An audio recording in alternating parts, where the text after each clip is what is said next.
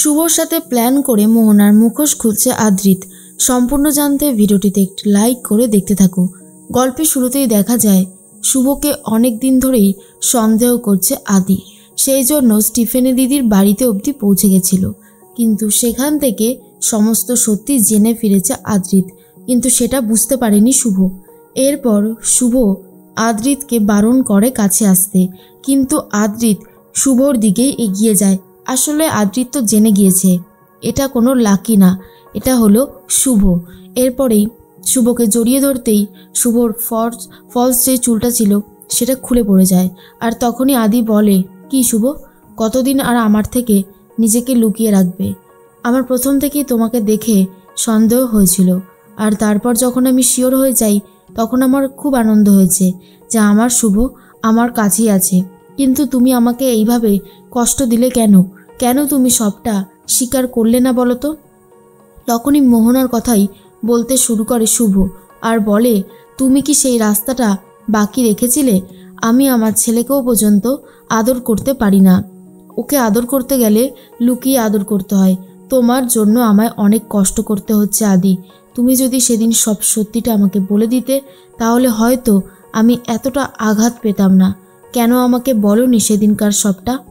আদি বলে, বিশ্বাস করো শুভ, আমি সবটা তোমাকে জানাতে চেয়েছিলাম, কিন্তু পরক্ষণেই মনে হয়েছে তুমি যদি আমাকে ভুল বোঝো, তুমি যদি আমার কাছ থেকে দূরে চলে যাও, আমি সবসময় তোমাকে হারানোর ভয় পেয়েছি বলেই তো বলতে পারিনি। কিন্তু তুমি আমাকে এইভাবে অবিশ্বাস করো না, এটা আমার একদমই ভালো লাগবে না। তখনই শুভ বলে, শোনো, আমি এসব কোনো কথা শুনতে চাই না, তুমি তোমার রাস্তা দেখো, আমি আমার রাস্তাতেই আছি। কিন্তু আদি বলে, দেখো আমার কিন্তু মোহনাকে সন্দেহ হচ্ছে।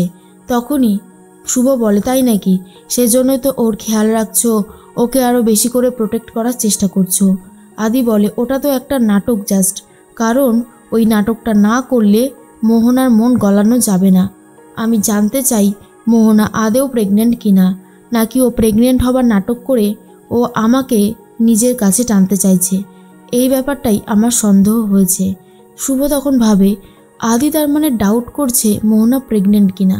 এই সেম ডাউট তো আমার নিজেরও হচ্ছে। তখনই মোহনা ওর কথাই আদি বলতে শুরু করে আর বলে, আমি তো দেখেছিলাম প্রথমবার যখন তুমি প্রেগনেন্ট হয়েছিলে তোমার মধ্যে কত কত চেঞ্জেস এসেছিল, কেয়ারিং ব্যাপার এসেছিল। মোহনার মধ্যে তার 1%ও নেই, আর ও তো বাচ্চা সহ্যই করতে পারে না। কেশবকে দেখলেই কেমন একটা করতে থাকে। এই সব রিজনগুলোই ওর বিরুদ্ধে ওকে নিয়ে যেতে বাধ্য করেছে। এর মধ্যে মনে মনে শুভ ভাবতে থাকে, আদি একদম ঠিক কথাগুলোই বলেছে, কোনো ভুল কিছু বলেনি। তার মাঝখানে মোহনা ভাবে, আচ্ছা আদি মানে আয়ান হঠাৎ করে আমার সাথে এত ভালো ব্যবহার করছে, আমাকে কেয়ার করছে, সবটাই কি ভালোবাসা থেকে নাকি আমার দাদার ভয় থেকে? কোনটা? আমি তো এটাই বুঝতে পারছি না। যাই গিয়ে আদিকে বোঝাই যে আমার দাদা খুব সাংঘাতিক একজন মানুষ, আমাকে যেন কোনোভাবেই কষ্ট না দেয়, তাহলে আমার দাদা এই পরিবারের কাউকে ছাড়বে না। মোহনা আস্তে আস্তে আদ্রিতের ঘরের দিকে এগোতে থাকে। তখনই শুভ আদিকে বলে, দেখো আদি, তুমি তো ভুল করেইছো, আর তোমার ভুলের শাস্তি আমি কেশব পাচ্ছি, আর আমার মধ্যে যে ছোট্ট একটা প্রাণ বেড়ে উঠছে সেও পাচ্ছে, এটা অস্বীকার করবার জো নাই। তখনই শুভকে কাছে টেনে নিয়ে জড়িয়ে ধরে আদি বলে, সব কিছুর সলিউশন হয়ে যাবে, কয়েকটা দিন অপেক্ষা করো। এর মধ্যেই মোহনা চলে এসেছে ঘরে। শুভকে নিয়ে আদি লুকিয়ে পড়ে সাইডে। মোহনা ভাবে, কি হলো? আমি তো মনে হলো আয়ানের গলা শুনতে পেলাম ঘরে, এখন তো দেখছি এই ঘরে কেউই নেই। মোহনার ডাউট হয়। মোহনা চারিদিকটা ভালো করে খুঁজতে শুরু করে, কিন্তু সেভাবে কিছুই পাচ্ছে না। যে দিকটাতে শুভ আর আদ্রিত লুকিয়ে আছে সেই দিকেই মোহনা যাওয়ার চেষ্টা করছিল। তখনই চলে এসেছে পূরবী। পূরবী এসে মোহনাকে জড়িয়ে ধরে আর বলে, মোহনা মোহনা, আমি এত খুশি হয়েছি তোমার কাজে যে তোমাকে বলে বোঝাতে পারবো না। মোহনা বলে, কি হয়েছে? পূরবী বলে, আরে তুমি জানো, নিচে চলো, আজকে আমার সমিত ফিরে এসেছে আমার কাছে, চলো চলো তারপর বোঝাচ্ছি। এর মধ্যেই শুভ আর আদি বেরিয়ে আসে।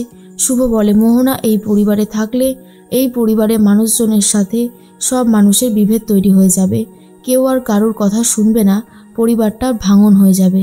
তখনই আদি বলে, যা করবার তাড়াতাড়ি করতে হবে আমাদের। এরপরেই শুভ বুঝতে পারে আবারও তুলির সাথে কিছু একটা করা হয়েছে, তার জন্যই ছোট কাকিমণি এত খুশি হয়ে গেছে। আর এটা করেছে মোহনা। কিন্তু কি করেছে? আদি বলে, কয়েকদিন আমি তোমার ব্যাপার নিয়ে এতটাই ব্যস্ত হয়ে গেছি, পরিবারের কি ঘটছে, কোথায় কি হচ্ছে, কোনো কিছুর ওপরেই আমি আর কোনো নজর দেইনি। চলো নিচে চলো, তারপর দেখছি। এরপরেই সবাই মিলে নিচে চলে আসে। তখনই সমিতকে দেখে খারাপ লাগতে থাকে শুভর, কিন্তু শুভ কিছুই করে উঠতে পারে না। শুভ তখন বলে, নিশ্চয়ই কিছু একটা গন্ডগোল হয়েছে, আর সেটা খুব ভালোভাবেই বোঝা যাচ্ছে। সমিত তখন বলে, তুলিকে হঠাৎ করে অন্য ট্রমা সেন্টারে নিয়ে যাওয়া হলো, কিন্তু কেন? একবার আমাকে দেখতেও পর্যন্ত দিল না। পূরবীর তো অনেক আনন্দ হতে থাকে। পূরবী ভাবে, যাক মোহনা একটা আমার জন্য ভালো কাজই করেছে। রূপস বলে, আচ্ছা ঠিক আছে, তুই একটু শান্ত হ। এইরকমভাবে অশান্ত হয়ে গেলে কি করে হবে বলতো? তখনই আদি বলে, আর একটা কথা দেখ, কোনো কিছুই তো শেষ বলে কিছু হয় না। আমি তোর সাথে আছি, তুই ভাবিস, আমি দেখছি কি করা যেতে পারে। এর মধ্যেই পুলক তখন বলে, এই পরিবারটা থেকে যবেই শুভ বেরিয়ে গেছে তবে থেকে এই পরিবারে একটা না একটা প্রবলেম সৃষ্টি হচ্ছে। ও ছিল এই পরিবারের গৃহলক্ষ্মী। গৃহলক্ষ্মী বেরিয়ে যাওয়া মানে এই পরিবারের অশান্তিগুলো আবারও ফিরে আসতে চলেছে, যেটা আমার আর ভালো লাগছে না।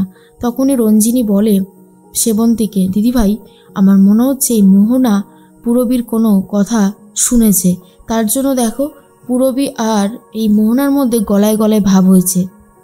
সেবন্তী বলে, পূরবী আর মোহনা অনেক দিন আগে থেকেই এই পরিবারের বিরুদ্ধে রয়েছে, সেটা তো আমাদের ভুলে গেলে চলবে না। কী যে করব বুঝতে পারছি না।